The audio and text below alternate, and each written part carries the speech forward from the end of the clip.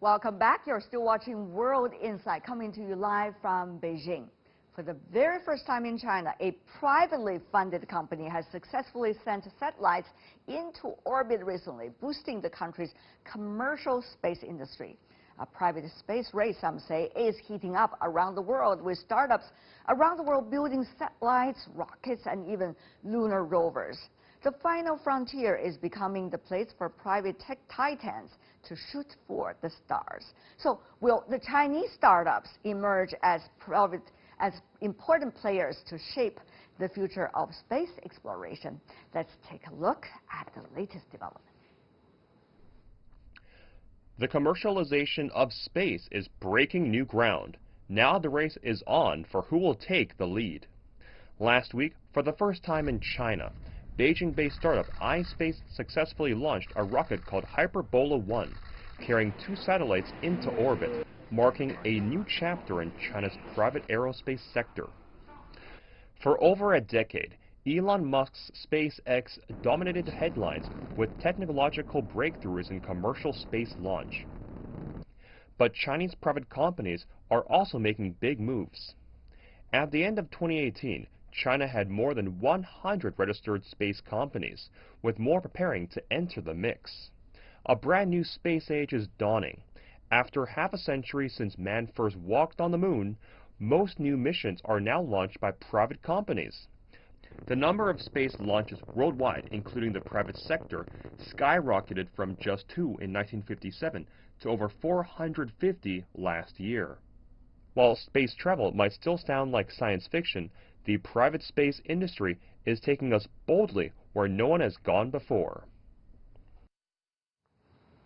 For more on Chinese companies competing in the aerospace industry, in Chicago we have Ryan Faith, Principal of Excellent, I hope to pronounce like that, Strategies, joining us in Santa Barbara. John C. Mackins, founder and president of Mackins Space Technology, and in our Beijing studio, Yang Yuguang, professor at the China Aerospace Industry and Science Corporation, also member of the Chinese Society of Astronauts. Welcome to our program, the 3 of you. Let me start by asking you, Mr. Yang, so how big a success is it with the recent launch, successful one? I understand 2 earlier ones failed, Mr. Yang. Well, this is a very meaningful launch and a very important launch for the private companies, and not only for the space guys, and also for the whole space industry. I have a friend from the interstellar glory space, and this gave me this first day cover. So you can see the rocket. It's a although it is a very small one, but it is the first successful orbital launch of China's private companies. And because you know that before that we already have 2 attempts to entering the orbit, although they have also very excellent technologies, but it is really a pity.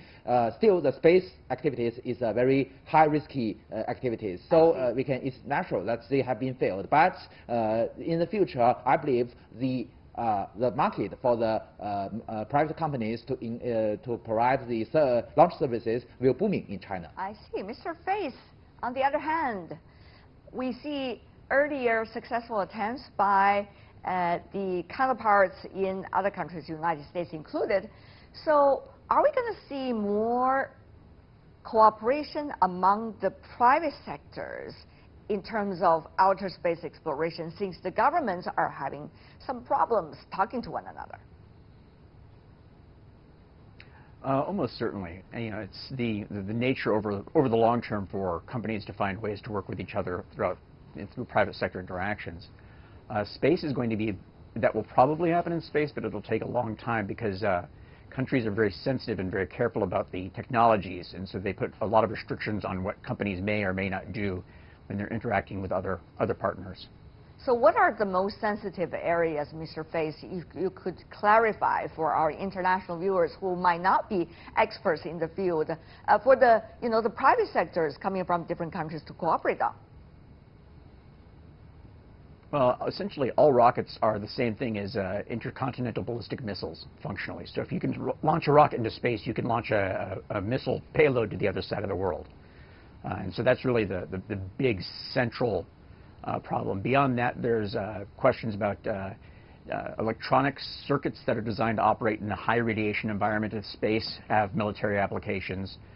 There's a whole slew of very high technology applications that are considered sensitive by most spacefaring nations. I see. So, Mr. Mackins, if I could go to you about the latest development, are we going to see, as a result of this, more competition or more possibility for co-research and also cooperation? So I think the clear answer is both. There will be continuing competition in providing launch services, even though the market will continue to grow. I think the number of companies entering the market is going to grow even faster. So there will be intense competition among companies across the world to provide launch services to the growing marketplace. However, in space operations, in space development, space exploration, I think there are tremendous opportunities for cooperation, particularly with regard to what is called the cislunar space, the space in and around the Earth and the Moon, and involving the lunar surface exploration, operations, and eventual development.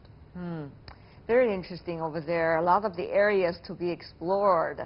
But, you know, when you think about that, the different generations of private sectors involved into the outer space exploration, Mr. Yang, you heard about the Lockheed Martins, of course, and also some of the other important companies like Boeing. Now you also hear the next generation, SpaceX, by Elon Musk and some of the others, all looking for opportunities. Now you also have the runner-up, like Chinese one, participating. So how do you see the different generations of private sector involvement? What does it mean for the overall outer space exploration worldwide? Well, we've talked about the competition. Competition is good.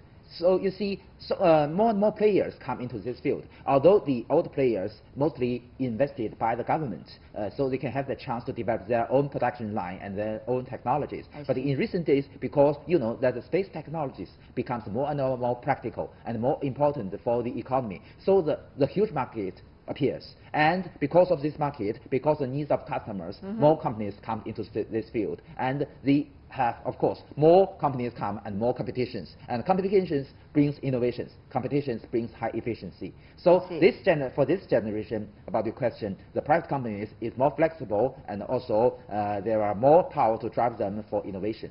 But Mr. Mackins, would there still be concern of monopoly? Because this is going to take a lot of money, as you may know, and it also takes the support, semi-support at least, coming from the government-sponsored agencies, space agencies in different countries in order to, like the private sector, to be successful at the very start at least. So are we going to see new generations of a monopoly? Is that a concern? It might emerge in the longer term, but at the moment, I think the ecosystem, the ecology of new space, of all these space companies looking at completely new opportunities, is extremely robust and very rich in lots of small companies, lots of big companies, all trying to get involved in exploring and in particularly developing space around the Earth and space, in particular the Moon. I think that in the long run, there might be the risk of monopoly, but in the near term, it's going to be extremely exciting and very flexible with too many players for any one company to dominate. It is going to be exciting. No one doubts about that. Yet, Mr. Faith, would government relations mean the most important factor for these private companies to be successful and for their missions to be successful? Because to start with, they have to have this launch license, as they say, in order to start any of these operations. So it seems that they have to butter the government pretty well. They have to have very good relations with the government. But what would that mean for the private sectors worldwide, Mr. Faith?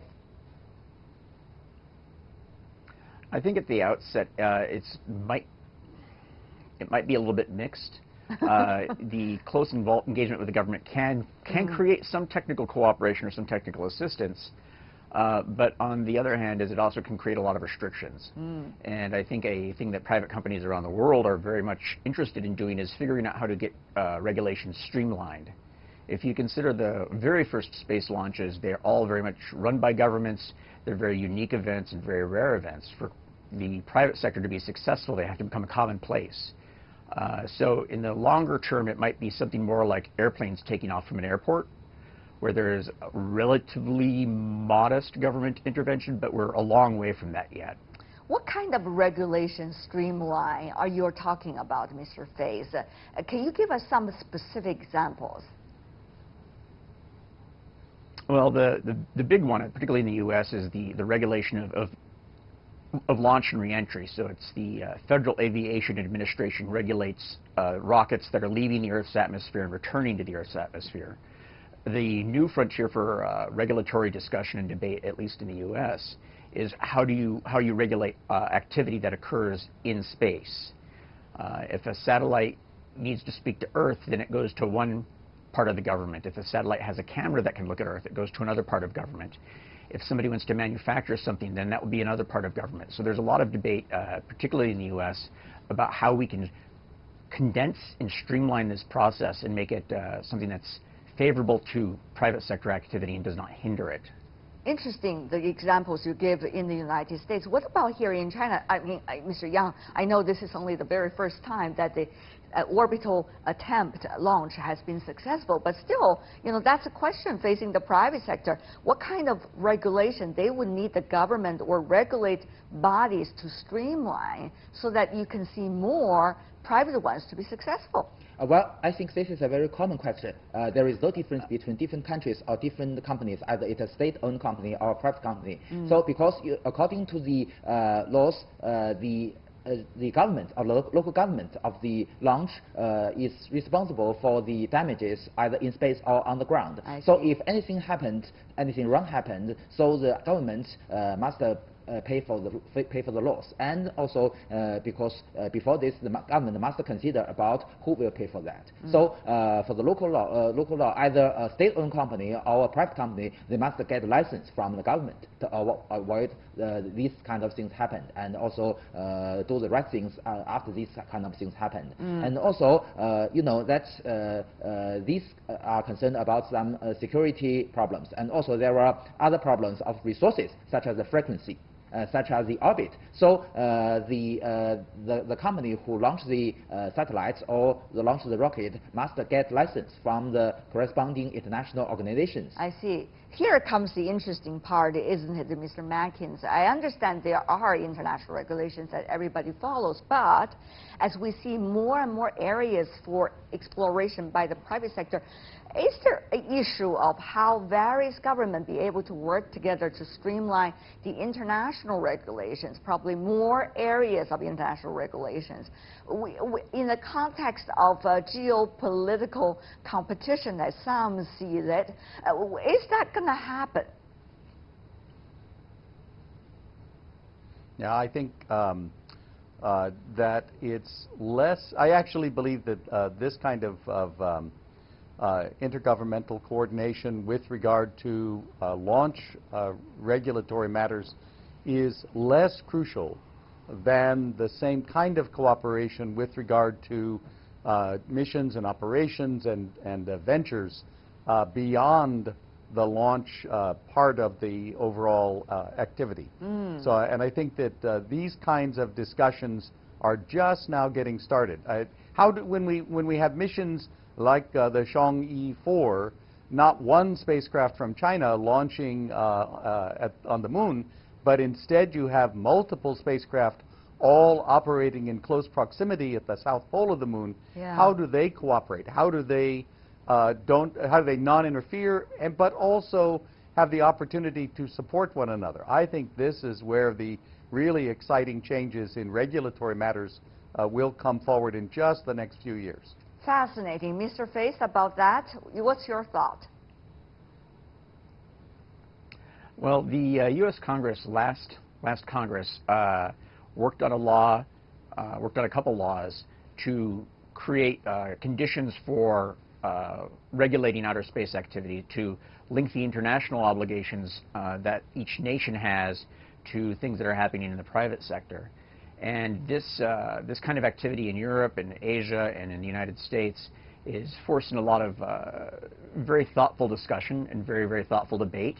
And I think it's correct to say that within a few years, nations are going to start engaging more closely to find out how they can best work together. It's a little bit like nations cooperating on rules at sea for ships. But right now we're all sort of discovering the first elements and first steps, and so it's still a learning process. Still a learning process, yes indeed, but we see a big necessity for that, to be able to come up with some consensus about it. For example, let me just give you an example. Even as someone who does not know very well about the outer space, I understand there are issues of concern, for example, about the debris in the outer space. More human exploration, more commercial exploration definitely would mean more debris in the outer space. But who is going to regulate that? Who's going to be responsible for that if it is an international cooperation project? So who will be the one shouldering the responsibilities? And who will clean it? And what is the process of cleaning it? Is there an international standard for it? Who will apply and abide by it? All these are very important questions, Mr. Yang. And it's a long list I can give, even longer than that I just said. So, Mr. Yang, who's going to be responsible for that? Are we have good ones now? Well, this is really a big question, and also there are many international conferences and also international organizations discussing about this problem. The debris is a very serious threat to all spacecraft in orbit. So, you know that for all kinds of launches, such as this one we talked about, after the mission is complete, the launch license requires the company who developed this rocket to do something to avoid the more debris. So you see that for reducing of the debris, we do all kinds of measures. But if any damage happened to, for instance, if some debris collide with a functional satellite, so there are payment for this kind of loss. As I mentioned, before the launch, the satellite, the owner of the satellite, and also the owner of the rocket must buy some kind of insurance to pay for this. But that is already the worst scenario, isn't it, Mr. Mackins? Because we understand there is an issue about the outer space environment, just like the environment that we care about the Earth as well.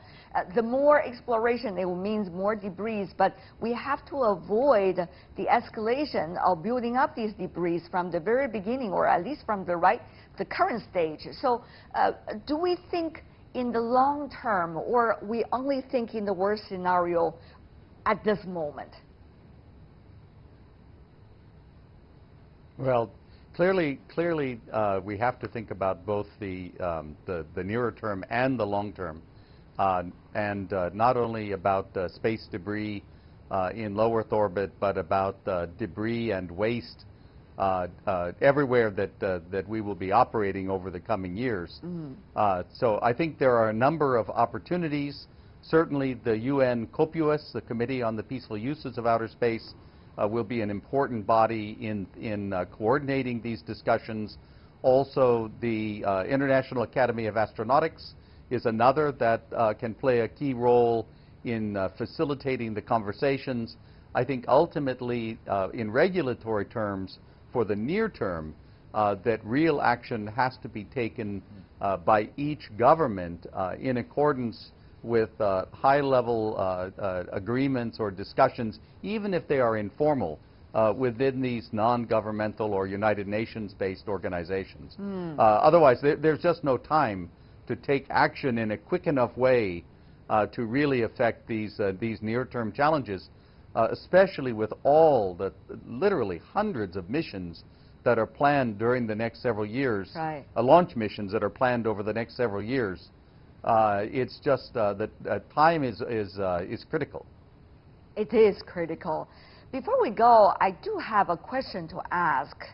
it's also legitimate, I guess, for me and many others to ask that question, which is outer space exploration, particularly by the private sector, whether it's space tourism or others, going to be only a rich man's club activity?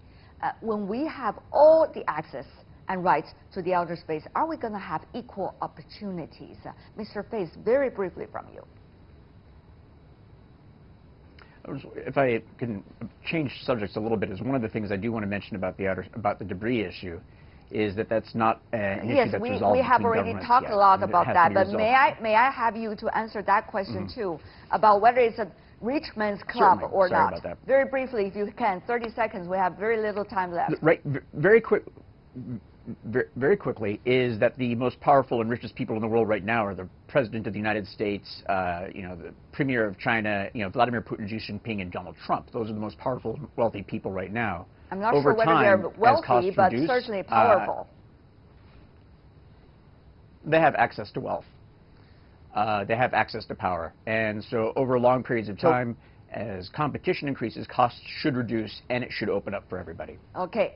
Mr. Yang, your thought? Well, for suborbital launch, everybody, including you and me, has the chance to be a space tourist. But for the orbital tourism, only a game of billionaires.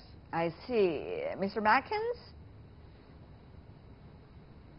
So opening space to everyone is obviously the long-term vision.